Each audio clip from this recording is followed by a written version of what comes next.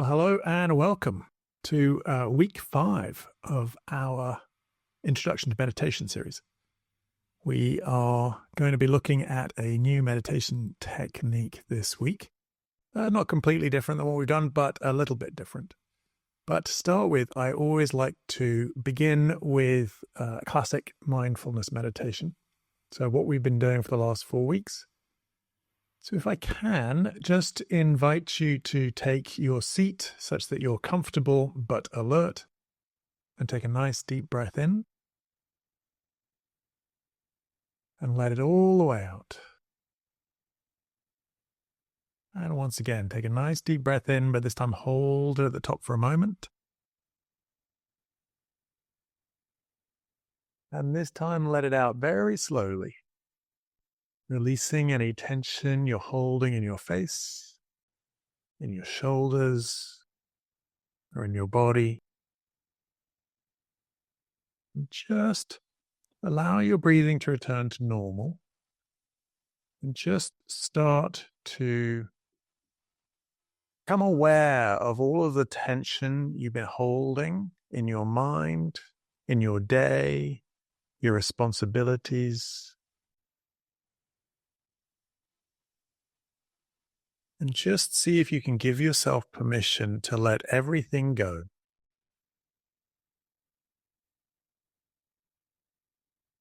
To just being here in this moment. What if you're in exactly the right place at exactly the right time, doing exactly the right thing, and just let everything go, at least for the next 10 minutes or so. And very gently see if you can start to get in touch with the sensations in your body right now. Perhaps noticing the sensation of your feet, becoming aware of your hands, the weight of your body on the cushion or in your chair.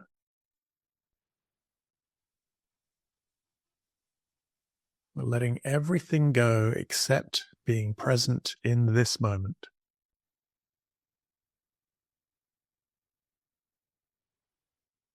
Now, very gently, just really starting to focus the attention on the sensation of your breathing.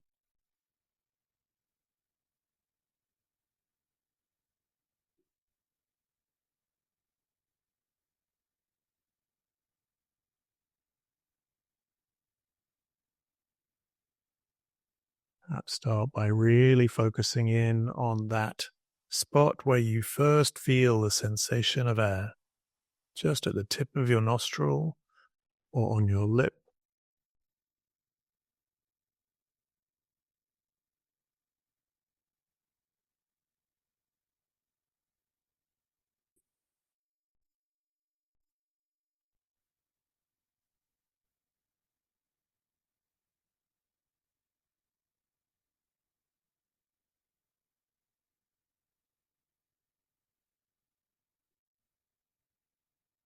See if you can become really curious, in a playful way, just really noticing in detail the texture, really looking at detail what that sensation really feels like.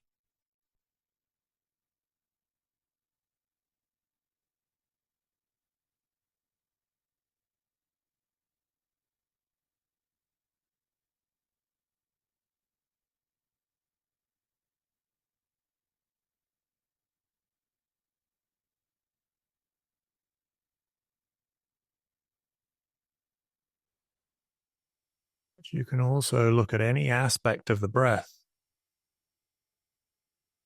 You can pay attention to the top of the breath. See if you can distinguish between the top of the inhale and then when the exhale starts.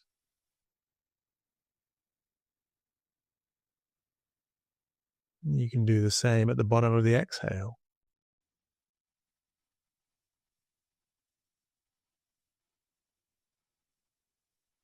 getting in touch with this flow, this constantly changing aspect of your breath from the inhale to the exhale, exhale into inhale.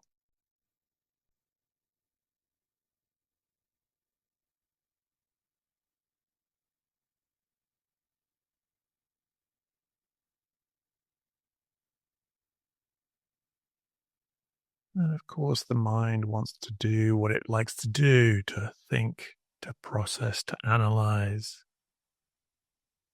to problem solve, strategize.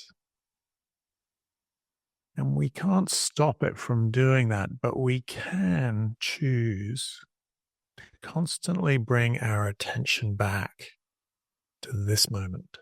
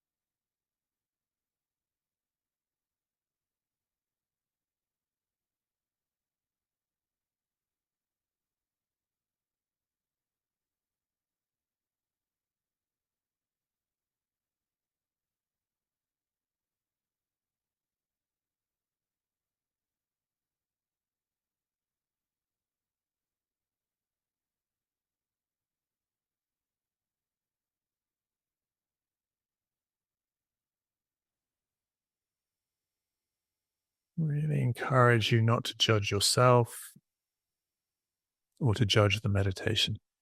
Part of what we are doing is becoming more familiar with our own mind. So when it drags you away, that's part of what we're learning, developing this awareness. So see if you can simply notice, oh, yes, huh, my mind did that thing again. And now I'm going to let it go and start again.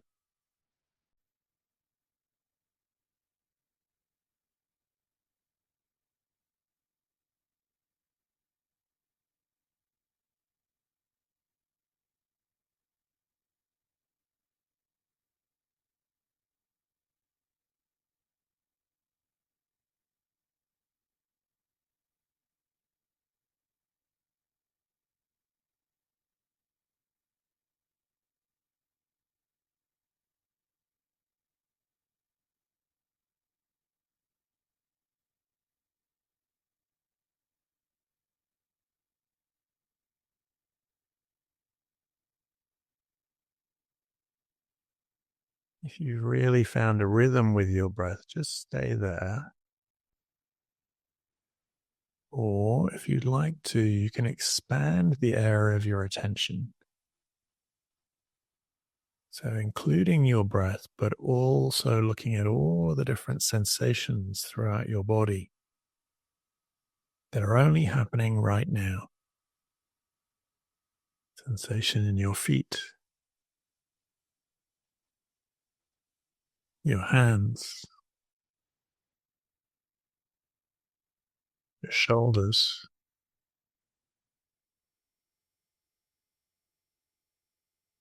So many little pieces of information coming into you in this moment. Your breath and all of these tiny little physical sensations.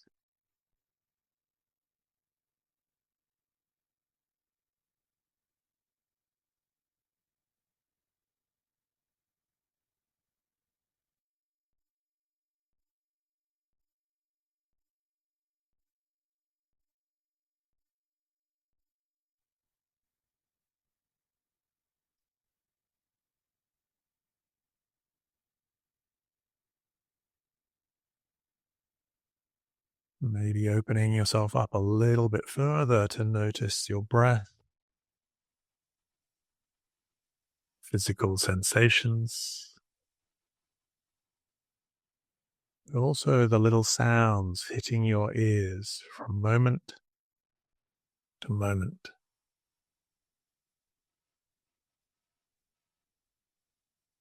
Keeping yourself really present with what's going on right now and choosing to let everything else go.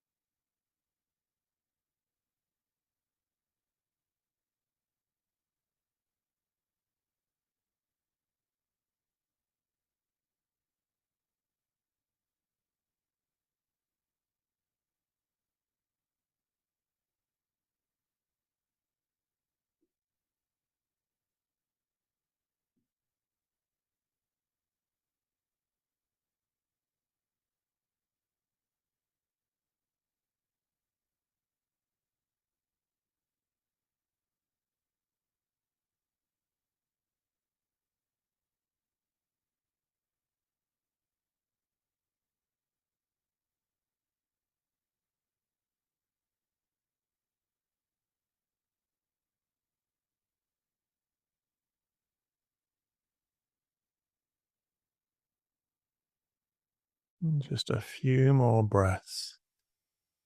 Really seeing if you can allow yourself to be really present just for a few more breaths, letting everything else go.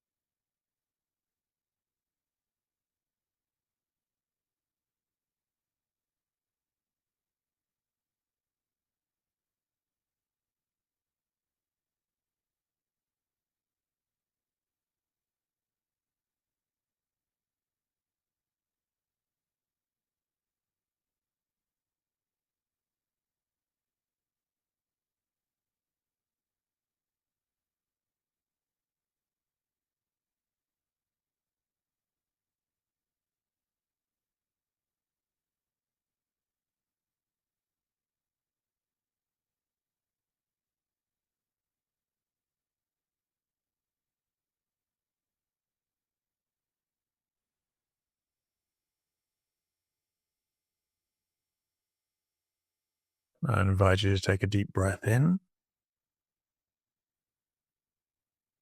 and let it all the way out. Very gently connecting yourself back into your room, opening your eyes, perhaps noticing different colors, different shapes.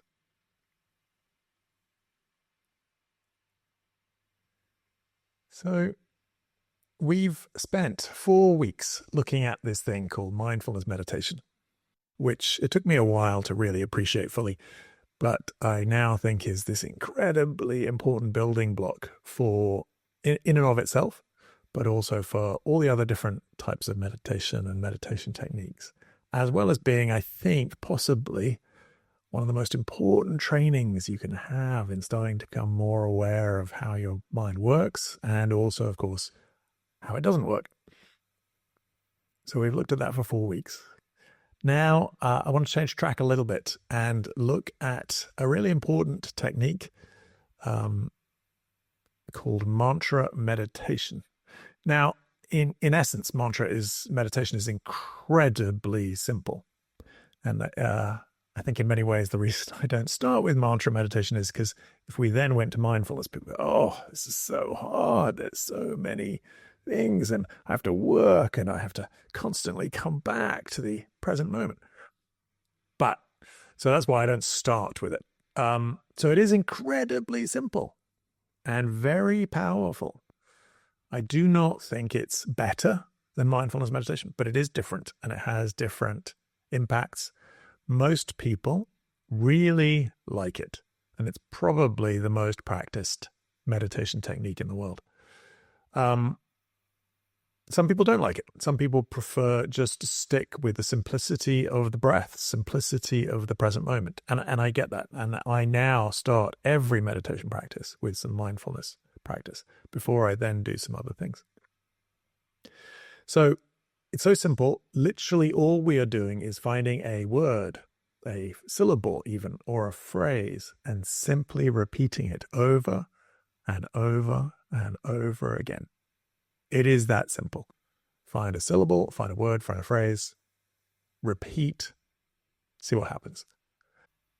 In some ways, it's very similar to mindfulness meditation in one respect, insofar as what we're trying to do is we've got this syllable, word, or phrase, and we're going to repeat it over and over, and it is the object of our concentration. So we are trying to pay attention to it.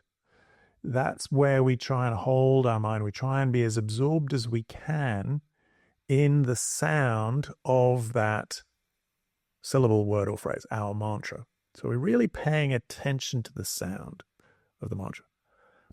But there is one really important difference, I think, between mantra meditation and mindfulness meditation, which is that we are adding something into the present moment.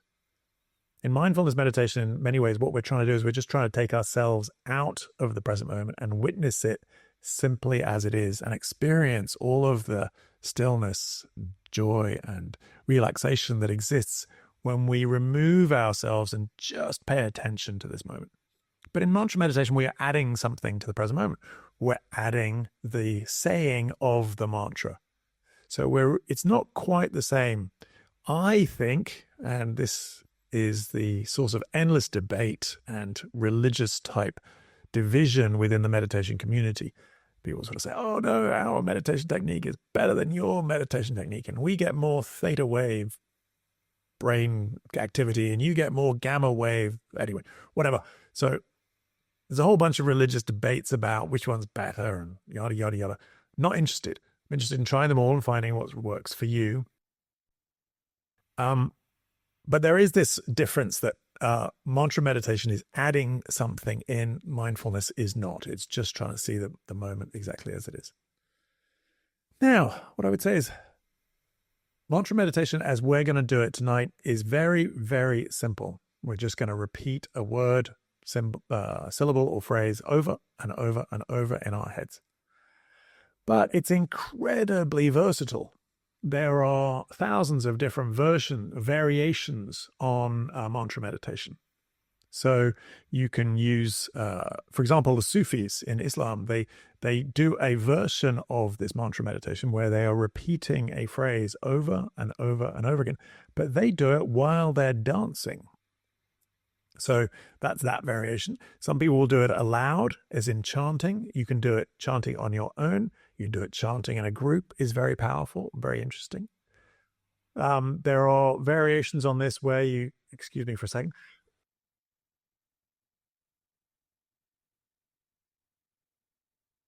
There are variations on this where you try and do a visualization while you're meditating, while you're doing the mantra. So you might visualize a certain image. You might try and visualize a part of your body. You might visualize a symbol. So some people will try and visualize the symbol of the mantra, like a Sanskrit symbol of the mantra. So lots of different ways of doing this. So lots of variations. We're going to keep it pretty simple today. It's also been used across absolutely every religious tradition. And that's really one of the things that I found fascinating, was that it's often associated with being a Hindu practice or a Buddhist practice. But if you look at pretty much every practice, so the Japanese traditions of Shinto, Jains, the Confucianism, Taoism, but also in the West. So I mentioned that the Sufis in Islam, they have a version of this. They call it the zikr. In Judaism, they've had a version of this where they will repeat a word or a phrase over and over again, and we can trace that back at least 2,000 years. Then, since Kabbalah became sort of more popular in the 15th and 16th centuries, they have their own specific types of mantra that they use as well. But I want to I'm going to try and do something with the technology now, which may or may not work. It was defeating me earlier, but I think it's going to work. I hope it's going to work. I want to share a quote with you from early Christianity. See if that works. Seems to work. Okay. So there is this quote. It wasn't written down originally, but there was a man called John Cassian who is generally regarded as the person who introduced most of the the monastic practices and spiritual practices into Europe in about the 3rd and 4th centuries. When he was writing his notes, he was explaining how he had been taught by this, what's known as Desert Father. So this is probably somewhere in Egypt. Anyway, it's in the desert, somewhere between Egypt and what is now considered Israel. Somewhere there, they were practicing these quite esoteric, spiritual, mystical practices, these early desert Christian fathers. And John Cassian was writing down what Abba Isaac had told him. And I want to share with you. So this is around 300 AD or 300 of the Common Era. And Isaac says, John Cassian said, he said to him, I must give you a formula for meditation. Now, I'm going to have to disclaim something. Meditation isn't quite the word they used. They used the word contemplatio, which in essence means the same thing. So in Christian tradition of those days, the word meditatio meant to think very hard upon, to really ponder, to look at what you agree with, what you disagree with, etc. So you might, and we still use meditation in that term, in that way in English today. So we might say, I'm going to go and meditate on it, which means you're going to think about it a lot. The way we think about meditation and the version of meditation we're doing, we're not thinking about something. We're getting into that very still place of contemplation. So I've taken a liberty in saying I must give you a formula for meditation. Said I must give you a formula for contemplation, but you get the gist. Okay. So he said, if you carefully keep this formula before you, it will help you to mount to contemplation of the highest truth. So in presentation, it's considered like really poor form to read slides, but I'm just going to, I'm putting it out there for you. And I want you to just consider that for a second, is that this is 3rd century Christianity. And they're saying, keep this formula for meditation before you. It will help you to mount to contemplation of the highest truth. Now, of course, in their terminology, what they're talking about is maybe the nature of their relationship with Jesus, the nature of God, something along those lines. But what you will see consistently across all of the different meditation traditions is this idea that something special happens in mantra meditation. And in the Christian tradition, they said, mount to contemplation of the highest truth. So that's one of the options out there. One of the reasons we do this is because it's going to give you some profound wisdom, stillness, and whatever else you're going to discover. Then I love this next part. He says, perhaps wandering thoughts surge about your soul like boiling water, and you cannot control them. So, 3rd century, one of these great mystics. And what's his problem? He can't keep his mind still. His thoughts surge about his soul like boiling water. So it's not just you. This is a human condition that the mind, it's busy. It's got all this stuff going on. It's got thoughts surging like boiling water, and we can't control them.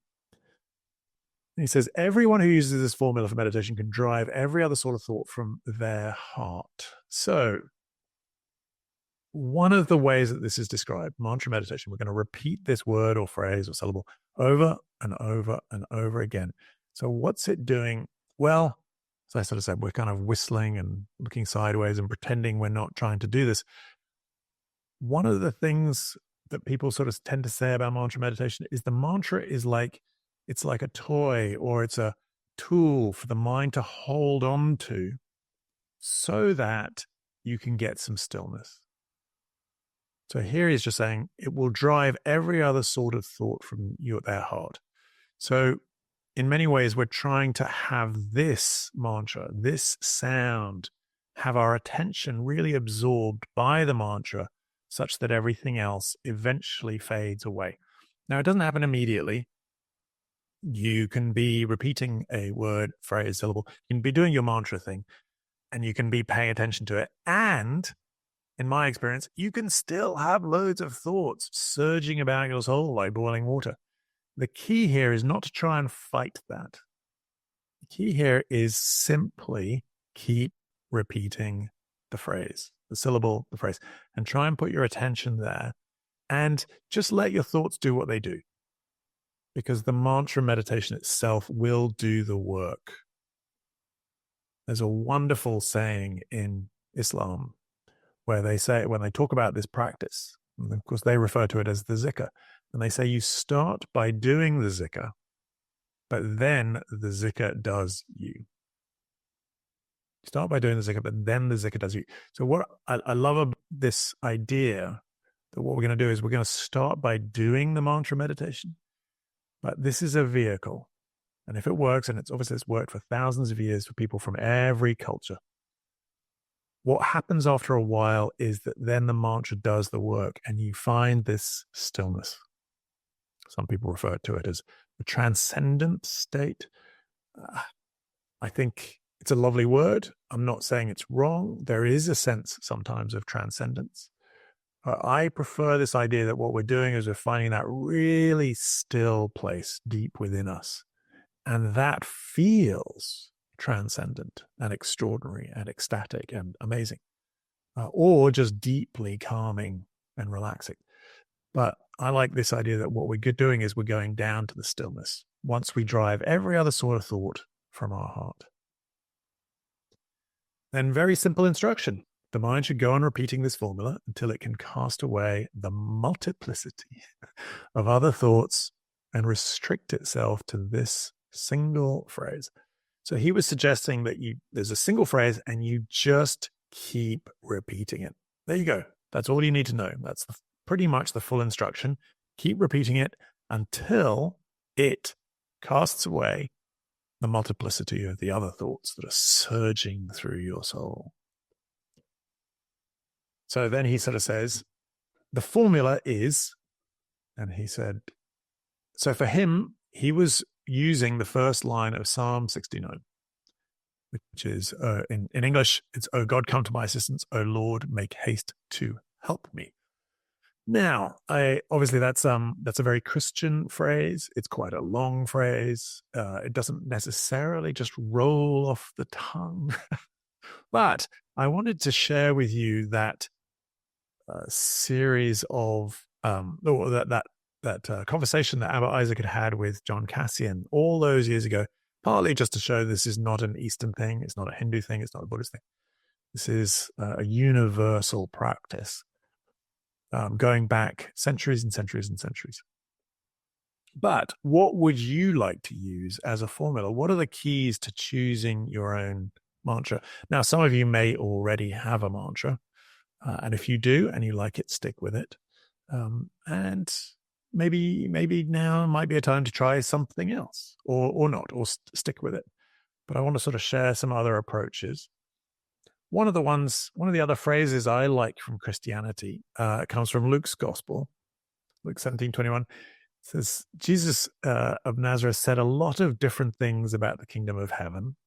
And if you study the New Testament or theology, it's one of the big topics. You can write books and books, and people have written books and books and books just on this phrase about when Jesus refers to the kingdom of heaven. What is he talking about? Because he talks about it in a lot of different ways, which is somewhat frustrating. But my favorite one is just this one. He says, the kingdom of heaven is within you. And he says that in Luke. And one of the reasons I like that is this sense in which the kingdom of heaven is not necessarily somewhere else, but it's actually a state of consciousness that already exists within you. And it echoes one of the other great mantras from Buddhism. So you'll see the third one along there from Buddhism. It says, Om Mani Padme Hum. So that's a very famous Buddhist quote. It's a Buddhist mantra. Very roughly translated, it is something like the kingdom of heaven is within you. So that's maybe an echo between these two different traditions. And it's not, rocket science to say perhaps happiness is within you. It's one of the loose ways of translating Om Mani Padme Hum is kingdom, or sorry, is happiness is within you.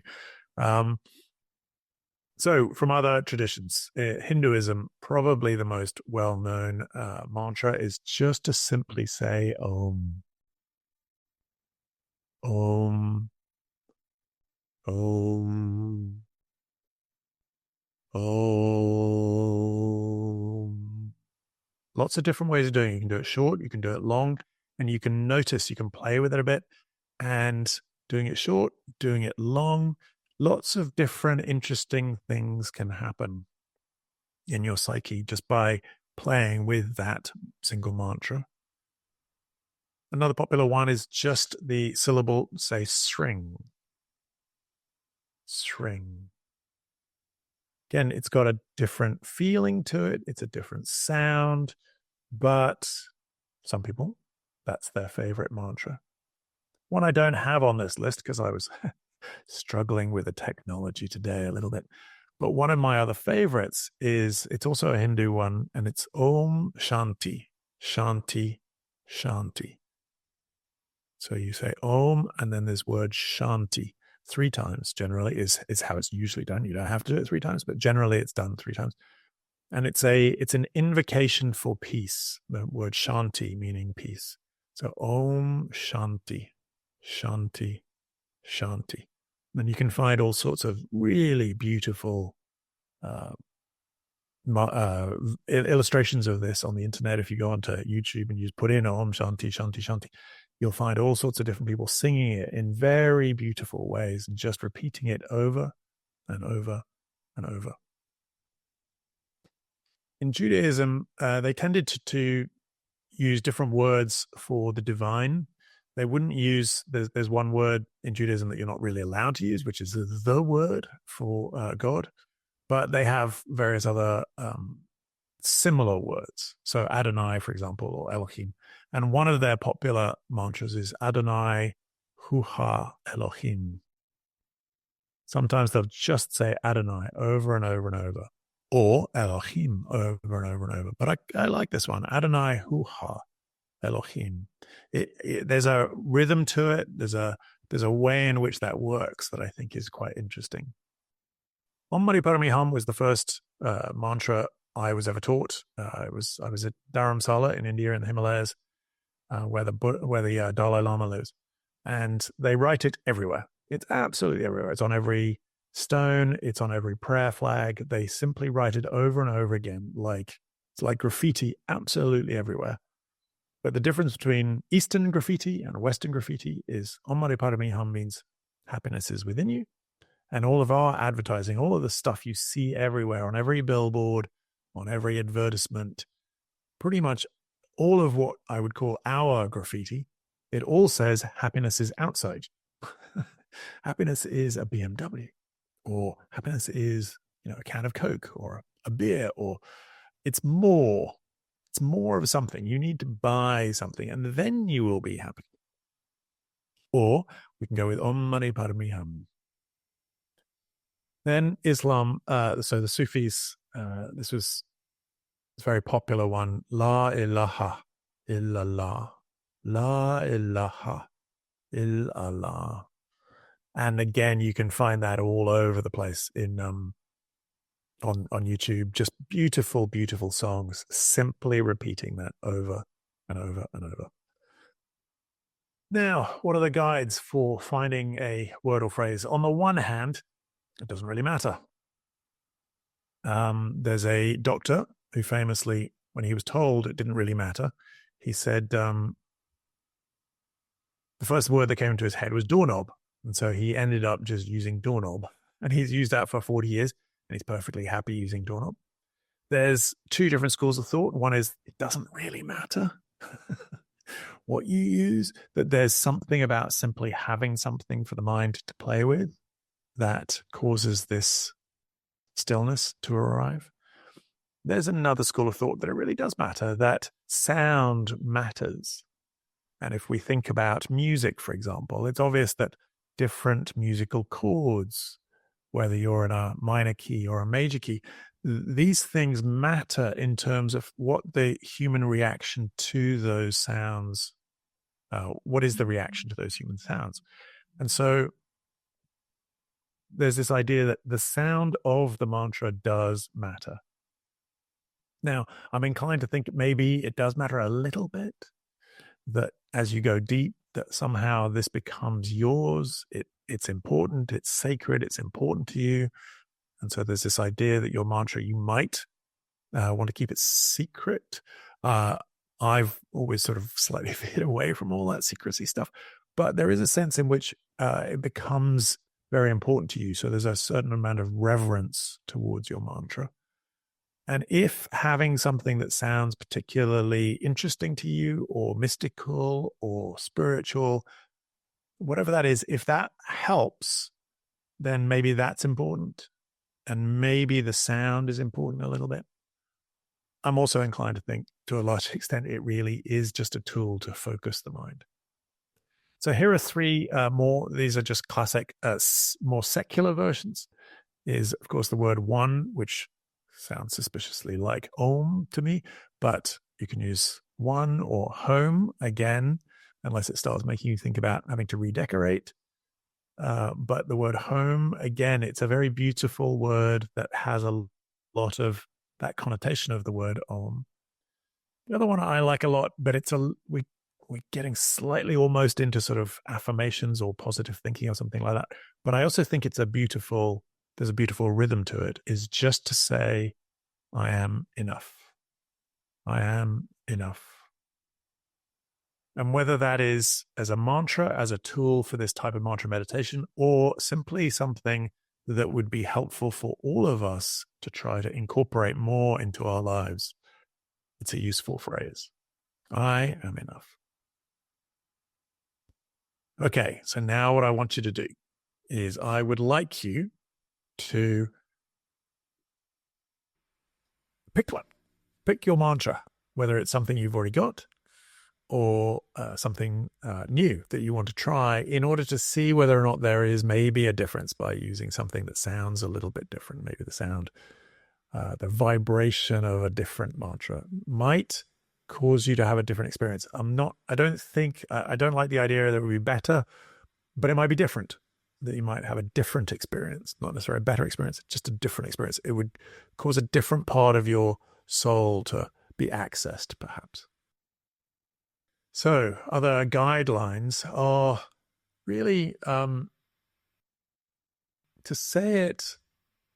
So there are a couple of ideas about how quickly do you say it.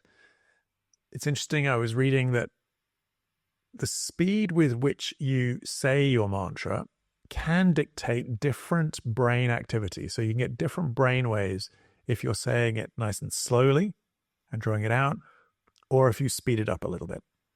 And I'm never that interested in the neuroscience. I'm glad people do the neuroscience and prove that these things work.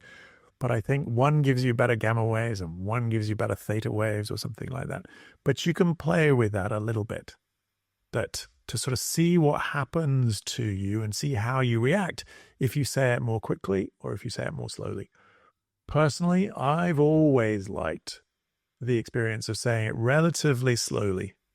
So when I'm doing mantra meditation, I tend to repeat these things relatively slowly, and I like where that takes me. But by all means, experiment with it. There's another piece, is how loudly do you say it? And again, this you can play with. Some people, if your mind is very busy, for example, if the thoughts are surging through your soul like boiling water, perhaps you might want to say it a little bit louder inside your head. Or if you're alone, you can say it out loud. And by saying it a little bit louder in your head, that might sort of hold your attention better. But there's also something very interesting that happens, is that as you get more stillness, is that perhaps the mantra can get quieter and quieter and quieter. And one of the teachings is that you want to start by saying your mantra. So obviously you have to, because you're making this decision. You're going to do this mantra meditation. You're going to repeat this syllable, word, or phrase, and you're going to say it. But there's a sort of a bit of coaching, really, which is there a point at which instead of really saying it, of course, you're still saying it, but that you're really just hearing it. So it's like you're stepping onto the other side of the saying. So there's a part of you that's saying it, and we want to stand on that side of you that's hearing it, if that makes any sense at all. But it does suggest that we're getting quieter and quieter until it's almost something you just hear in something instead of something you're actively saying. So I'm sure there are some more things that I'll think of, but let's just start with that. Oh, yes, sorry, there was one other. The other question I often get asked is, I get very confused about my breathing and I'm trying to say the mantra and I can only say the mantra on the out breath, even though it's only in my mind. And I know this can get confusing and it feels like you're trying to juggle three balls or something like that. I get it. That's fine. If you can only do the mantra on the out breath, that's fine. Doesn't matter. So just do that. There are versions of mantra meditation where you might have a 2-syllable word and you might say the first syllable on the in-breath and then the second syllable on the out-breath, and people play with it that way so that there is a synchronization with the breath, with the mantra itself. Many people find it very difficult.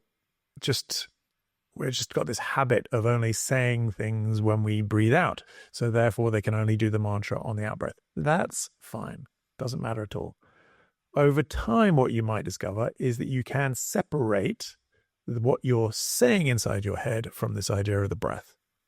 And at that point, you can say the mantra on the in-breath as well as on the out-breath. But whatever works for you, it really doesn't matter. One other piece of advice I want to give is just about silence. Let's just say hypothetically, your mantra is Om. You want to leave a little bit of space between the saying of the mantra. So it's Om, Om, Om. And we're really paying attention to the sound, but we're also really paying attention to the silence. So the silence is just as valuable as the sound itself. Okay, what I want to do is, I want to do a short meditation giving this a try. But if there are any questions, like if you're really going, oh my goodness, I don't know what to do, I don't know how to do this, by all means, stick a hand up or take yourself off mute and ask a quick question. I don't want to go into 5 minutes of mantra meditation if you're going, I don't know what to do. So are there any questions? Just got to look down at the screen. I'm not seeing any hands, but again, I'm not very good at this technology thing. Nobody in the chat? No hands up. Nobody. Okay, let's give this a go. So we'll keep it relatively short. We'll do about 5 minutes this time, and then we'll do probably a couple of longer ones if we've got time. So as usual, just invite you to take your seat such that you're comfortable but alert. And take a nice deep breath in. And let it all the way out. Once again, take a nice deep breath in, but this time hold it at the top for a moment.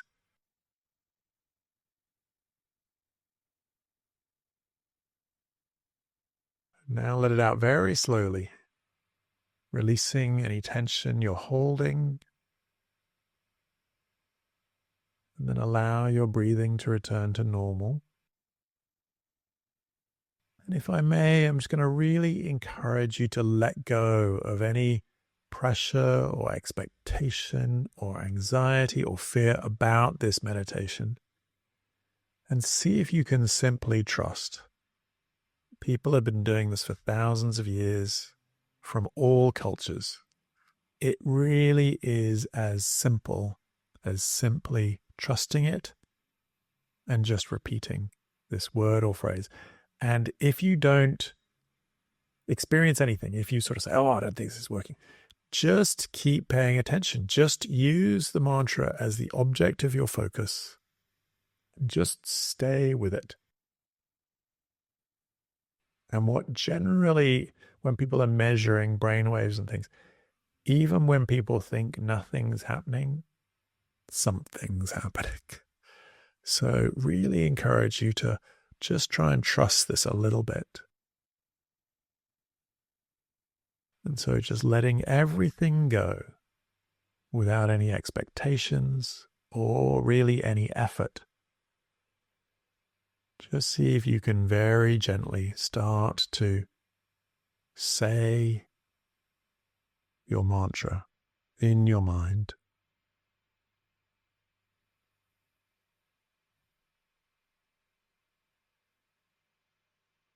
Letting everything else go. Seeing if you can really pay full attention to the sound, to the vibration,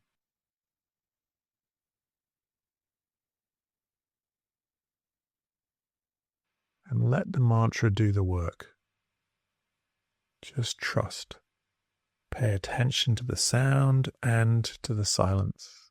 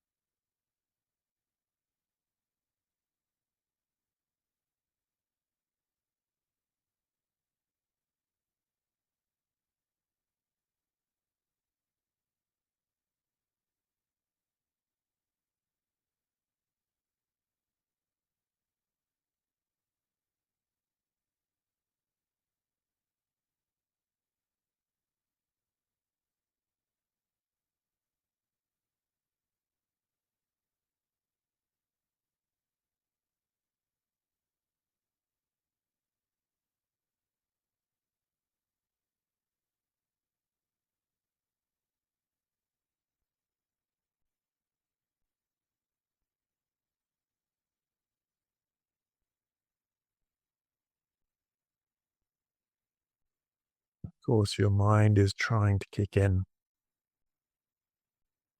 That's fine. Don't fight it. Trust the process. Hold your focus on the repetition.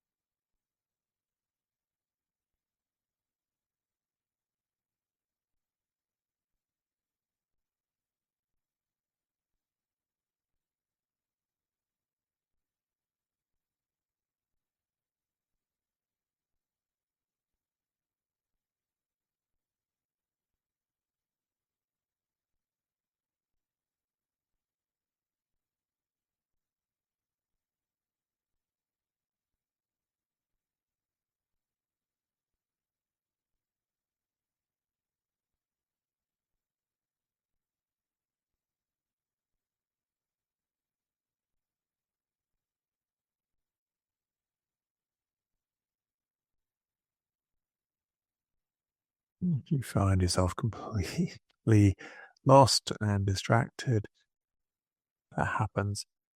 Just see if you can very gently start again.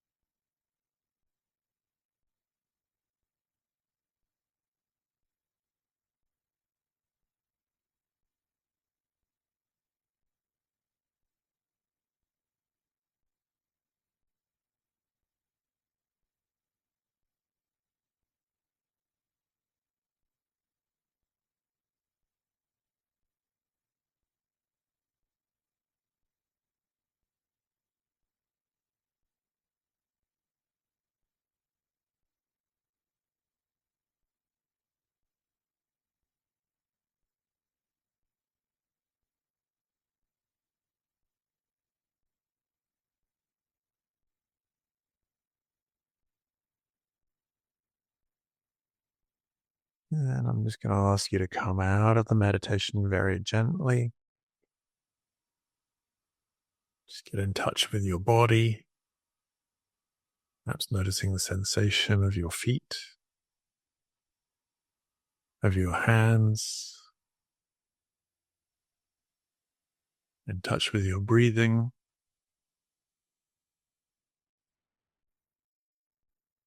Very gently opening your eyes, connecting yourself back into your room, seeing different shapes, different colors. One of the questions I get asked is this the same as positive thinking? So we're just saying this thing like, I am enough, or Om Mani Padme Hum. Are we trying to program ourselves to believe this stuff? And I think it's a great question. And I think positive thinking has a lot of value in it. There are some caveats to it, but there are a lot of benefits to it, and affirmations and things like that. But I think this is different. So I believe, or at least my experience, is close to this model of there's a conscious mind, the bit that we drives us crazy, like never stops thinking, constantly anxious and worried and looking for what's wrong and wants more and comparing ourselves to other people and drives us nuts. And then there is, I'm a big fan of this sort of model of the subconscious and the unconscious, and this idea that we have these, we have every intention that we're going to do X, whatever it is. That's it. I'm going to give up. I'm no more booze in January. And then somebody offers a glass of champagne and you're like, oh yeah, okay, I'll have it. And so we have this thing. Our conscious mind says, yes, I want to do X. I'm going to do this. I'm going to meditate every day. And then the alarm goes off and your emotional side or your unconscious goes, no chance, no interest. So, and there's this idea that our motivations, our fears, our real desires, they come from somewhere. These thoughts that pop into your head, they come from somewhere. And I like this idea that there's a model, that there's a part of your mind that's sort of unconscious or subconscious, and that keeps interfering, or that's what controls a lot of the show. And that's what dictates a lot of what shows up in your feelings, your emotions, and in your actual consciousness as well.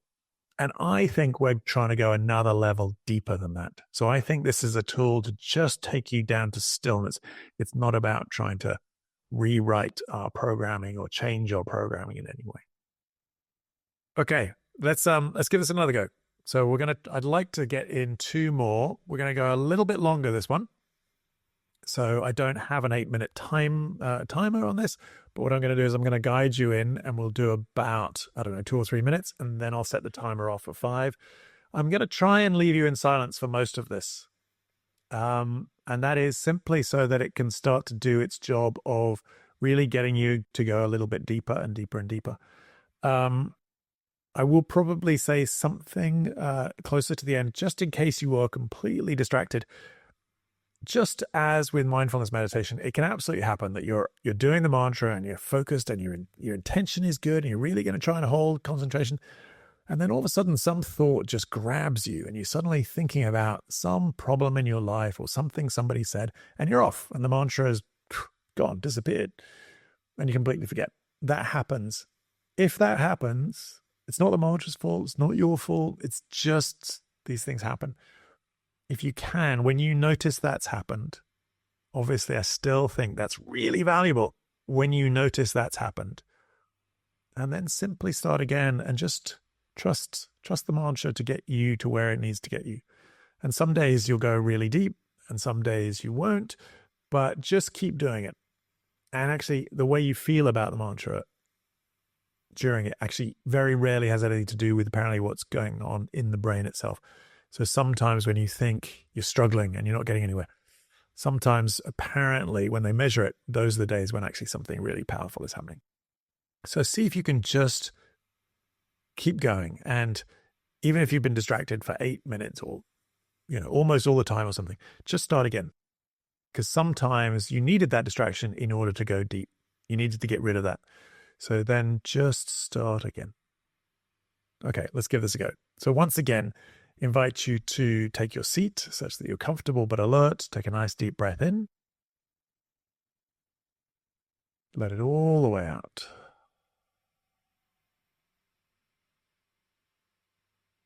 time, once again, take a nice deep breath in, but this time hold it at the top for a moment.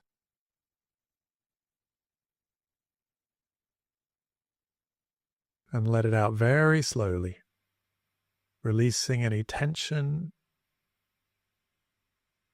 in your face, in your body, and allowing your breathing to return to normal.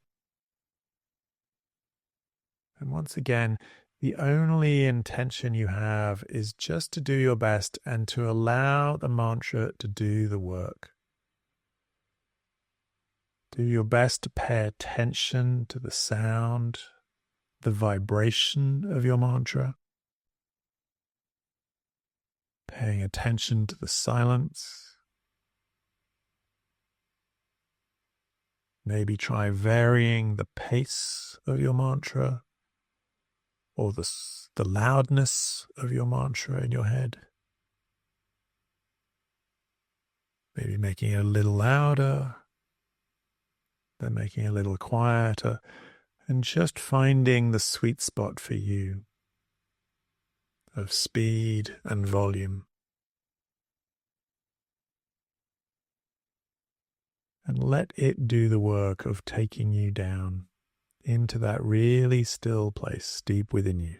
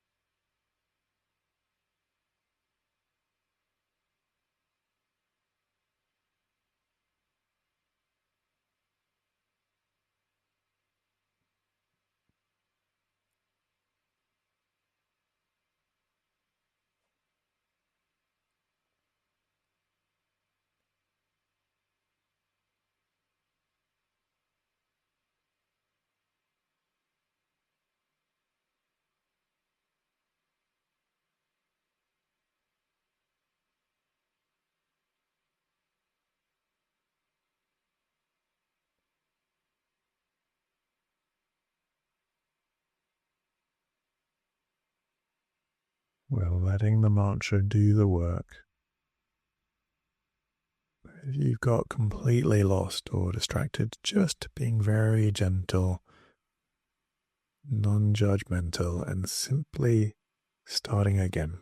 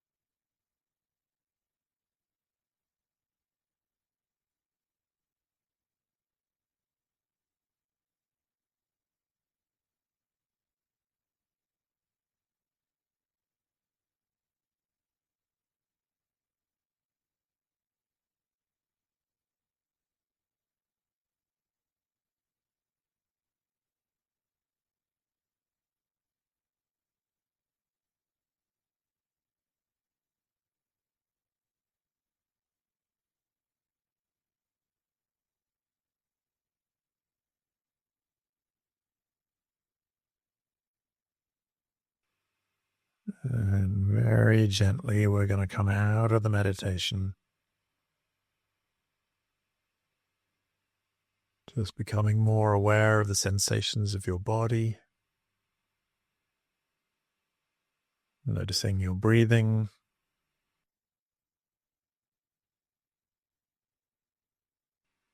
and gently opening your eyes, connecting yourself back into your room.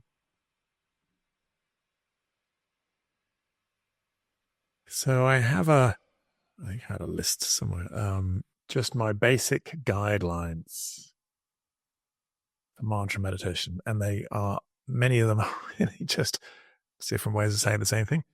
So gently, gently, gently. This idea that we are always doing something in our lives. We're doing things, achieving things, solving things. And in this, we're really not. The only thing we're doing is the repetition. So we're really trying to very gentle. We're not trying to achieve anything. We're going to start by doing the mantra, but then let the mantra do us. Mind wandering is part of this. Yes. So we don't have to fight it. The idea is to try to keep the mantra and the silence as the object of your attention. So that's what you're paying attention to. But your mind, thoughts will still surge through your soul like boiling water. That's okay. We're really not trying to fight it. You're not even trying to stop that. You're just trying to hold your attention as much as you can, just holding your attention on the sound and the silence. And it's possible to do both. It's possible to have all these thoughts and have the silence. And have the mantra. Non-striving. Again, we're really not trying to achieve anything. We're just going to trust. Just let the mantra do what it does. Whatever happens in the meditation, sometimes you find stillness, sometimes it's a bit of a struggle. Just go with it. Whatever happens, happens. This idea that silence is golden. So the silence between the mantras, really valuable. And if it helps, if you're really finding it difficult to focus, it can be really helpful to really focus on the silence rather than on the mantra, because the mantra can it almost repeats itself into oblivion.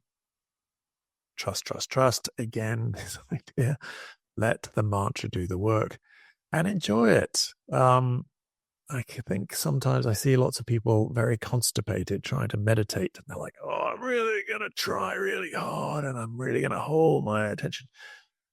I think that you get so much further and so much, you're going to enjoy it. I mean, you'll do it more if you enjoy it. So really try to have a sort of a sense of humor with it, a lightness that you bring to the equation. Now, there's one that I was struggling with the technology. There's one other piece of advice I didn't get on here, and I didn't mention it earlier. And that is that although we can keep it really simple and just keep repeating the word or phrase, the one thing I would add to that can really help is to see if you can bring some kind of emotional feeling or intention to the mantra. And that might be as simple as curiosity. But you might find it helpful to come at it with a degree of kindness or gratitude. That if you can bring that emotional quality to the mantra, that our emotions are in many ways the more powerful parts of ourselves, and that if you can attach that sense or sensibility of gratitude, let's say, or curiosity or reverence, if you can attach something or love, kindness, if you can attach that emotional intention to the mantra, so just feeling that as you do the mantra, that can actually really kick this up a notch and can be very interesting. And if you really attach your sense of compassion or love or kindness, that will give you a different outcome than if you attach curiosity or if you attach reverence or if you attach gratitude. Each of them will take you into a slightly different place. They're all interesting places. So just play with that, perhaps, of just adding a little bit of an emotional intention or an emotionality or feeling or intention to the mantra. That can be quite interesting. Okay, so let's do the last one. Uh, yeah, we'll run slightly over. Sorry about that, but I really want to do the 10 minutes. So, once again, take your seat such that you're comfortable but alert. Take a nice deep breath in. Let it all the way out. Releasing any tension, trying to settle, letting everything go. See if you can let everything go that we've talked about, everything that you've thought about. Let everything go.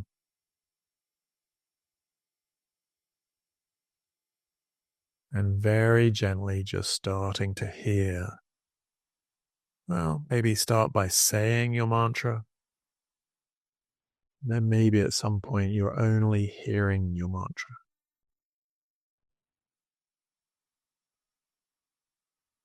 Letting everything go and just trusting. Start by doing the mantra and then let the mantra do you.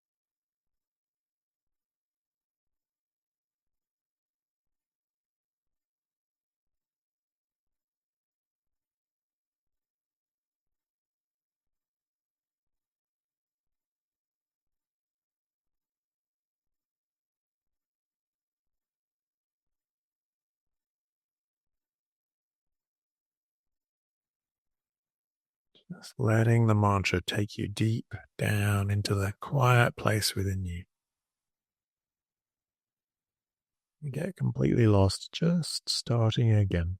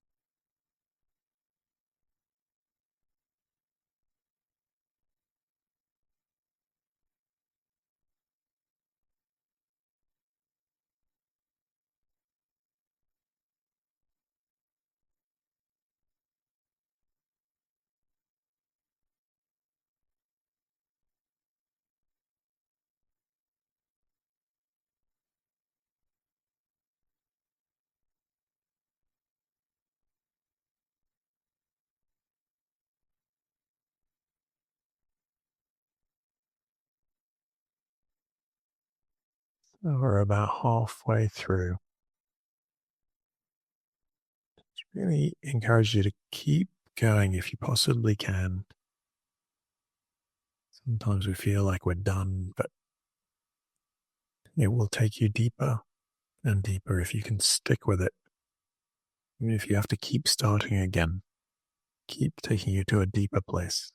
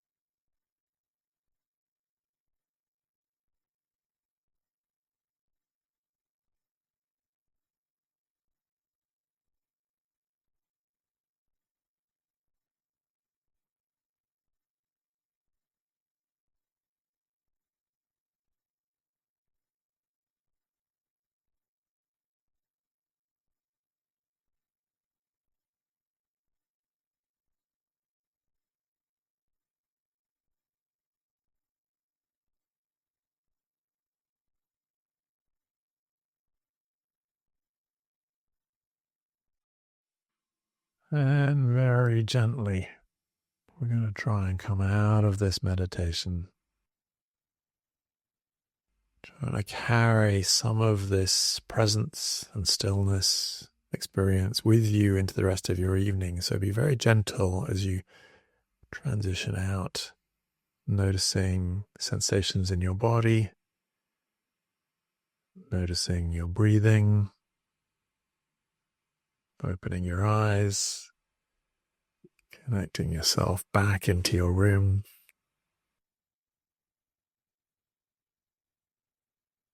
So thank you for joining me in this exercise, this little experiment online. Thank you for participating in mantra meditation. Really, whether this is your favorite or not, really encourage you to give it a go for about at least a week. And every morning I will post a new recording of mantra meditation, just reminding us of some of the points and then doing about 10 minutes a day.